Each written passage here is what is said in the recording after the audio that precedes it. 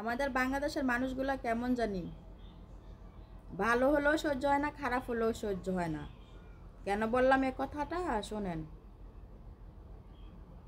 ছাত্ররা তো আন্দোলন করলো,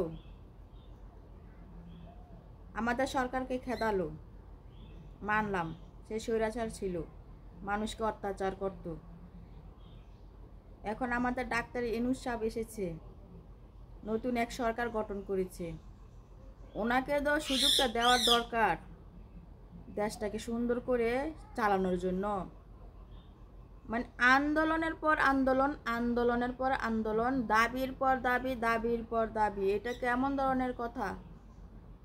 উনি আসছে, ওনাকে বসতে দেন, উনি সুস্থ মতো সজ্ঞানে সব কিছু মেনটেন করতে দেন। এত প্যারার উপর প্যারা দিলে সরকার কি দেশে থাকবে? আর উনি যে একটা মুরব্বী মানুষ, ওনার তো এই প্যারাটা মানে কন্ট্রোল করতে হবে। আপনারা এরকম শুরু করছেন কিসের জন্য? দেশের মধ্যে দেশটা কি শান্তিতে থাকতে দিবেন না? এত দাবি কেন? এতদিন এত দাবি কোথায় ছিল? কোথায় ছিল এত দাবিগুলা? ওনাকে বসতে দেন, মানে দেশটা শান্তি হোক। আপনাদের দাবি মানবে, আপনাদের দাবি না মাইনা যাইব কই?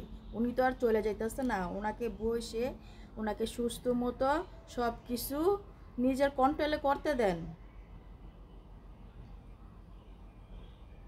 ঢাকা শহরের অবস্থা দেখলে মানে কি যে মনে হয়, দেশটাকে তো আপনারা জোকার বানিয়ে ফেলছেন। আপনাদের এই কাহিনীগুলো দেখে মানুষ হাসে, বুঝছেন? মানুষ হাসে। হাসানের কাজ করেন না, আপনারা দেশটাকে শান্তি করেন। শান্তির দরকার, দেশের মানুষ শান্তি খুঁজতেছে, বুঝছেন?